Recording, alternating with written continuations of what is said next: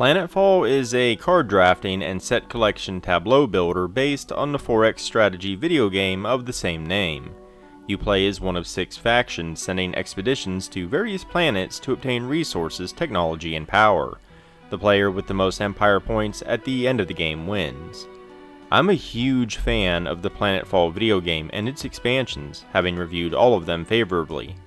The board game adaptation has a few things going for it. It's quick to learn, fast to play, and easy to set up. It does, however, severely squander the IP it's based on. There's almost nothing in common between the video game and the board game beyond the names and the artwork. That obviously won't be an issue for anyone who hasn't actually played the video game, but for fans like myself, it's impossible to ignore. Planetfall comes with an operation board, a stack of cards, 6 character boards, and a handful of tokens. The artwork is taken straight from the video game, so it's both excellent and consistent throughout the entire game. Planetfall is a light game that's even easier to learn than most thanks to the clear rulebook and crisp iconography. The overall visual layout is nice, clean, and easy to understand.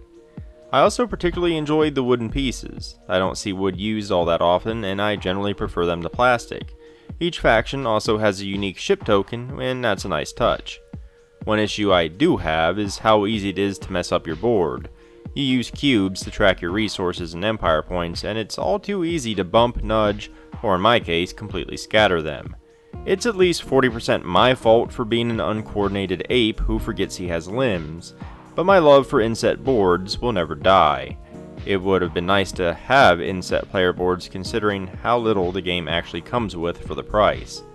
Now, I fully believe in buying a game for the gameplay, not the pieces, but the lack of components can negatively impact that gameplay, and that's something I'll dig into a bit later. On the other hand, Planetfall has some of the fastest setup and teardown I've seen outside of games that fit in your pocket. Unfold the board, shuffle 7 small decks, and you're done. It's that fast.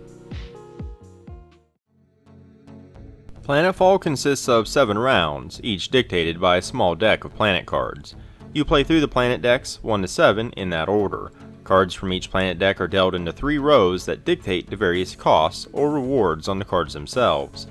Players draft these cards in an attempt to gain resources and empire points, and ideally work toward the endgame goals dictated by one of 8 goal sheets that are chosen at the start of the game. In particular, Planetfall's initiative system stands out to me. On a player's turn, they choose to place their ship on the card they want. Cards on lower rows are usually cheaper or offer better rewards. However, once everyone has placed their ships, they resolve from left to right and top to bottom. When you resolve your chosen card, you place your ship on the next available initiative slot.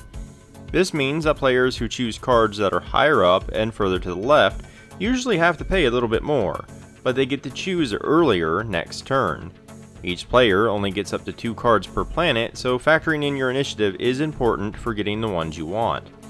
The actual mechanics of resolving the cards are straightforward. Some cards require energy, others require strength, and sometimes you can substitute one or the other depending on the card. Unit cards are more expensive if your leader's experience is lower than the required amount. Cards usually reward you with some of those same resources, energy, strength, or XP, and many also grant empire points. Others grant you ongoing bonuses, and some are worth additional points when you collect a pair of them. The game flows exceptionally fast, as players are really just picking the cards they want and can afford, and then they simply move their resource cubes up and down the tracks on their player boards. There is a degree of strategy in outdrafting your opponents, and this is especially true at higher player counts as the available cards gets tighter. Sadly, most of that strategy ends up overshadowed by the blatantly obvious paths that certain faction and goal card combos should take. In addition to drafting, you can also forego choosing a card at all to perform operations, which essentially allows you to gain an amount of XP, strength, energy, or even empire points split how you choose. Operations cut 2 ways. On one hand, it means you always have options. If you get locked out during a draft, you aren't forced to spend resources on a card you don't need.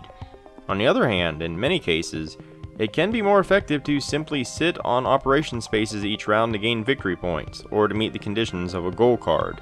This is especially true for certain factions. Playing that way completely disengages you from the main game and is incredibly boring, but at times too effective to ignore. I feel like the operation system is the game's own simplicity eating itself, and it's not the only example. A lot of your decisions are more or less made for you based on the random goal card and your chosen faction. For example, if a goal card awards a player points for having the most pickup cards, and you're playing as Jack Gelder, who gains 2 strength whenever they claim a pickup card, guess what cards you're going to be drafting for most of the game. Some leaders have clear advantages towards certain goal cards too, which gives the player who is choosing their faction first a pretty big advantage. The factions are double-sided, which essentially gives you 12 factions to play as, but they all suffer to some degree from that same kind of programmed decision-making.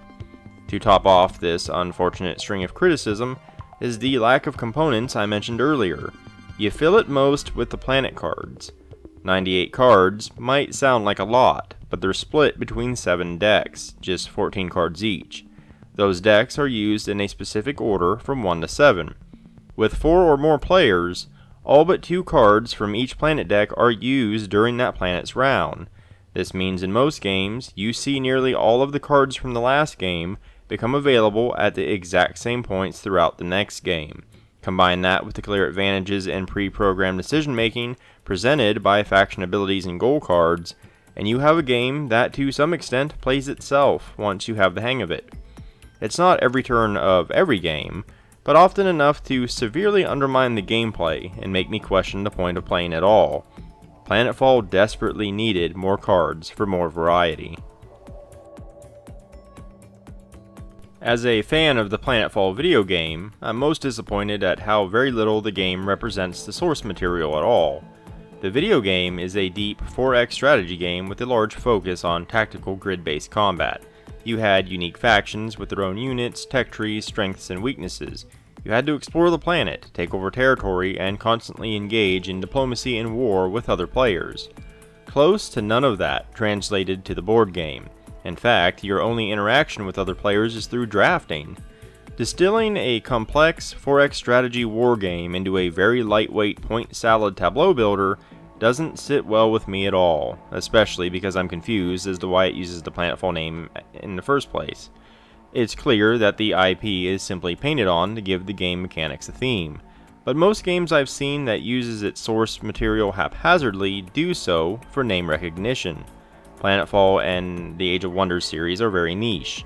It isn't a mainstream video game series at all, so you aren't getting any name recognition there. Those who do recognize it will be fans of the video game, who are very likely going to expect something deeper than what the board game delivers.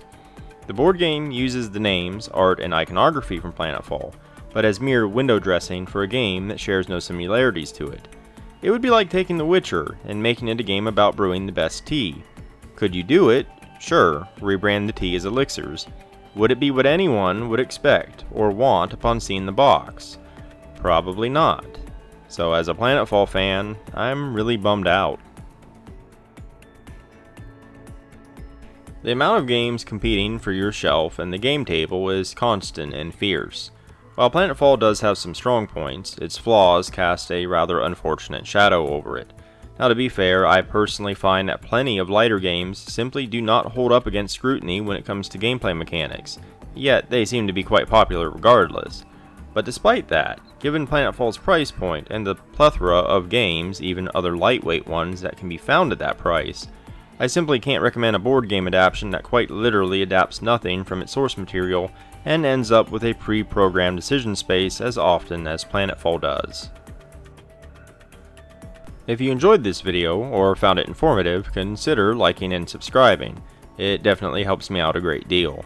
I've also left several links down in the description below, including to my website where you can find the bulk of my written content, but also to my Patreon, Ko-fi, Twitter, and more. But in any case, thanks for watching, and until next time.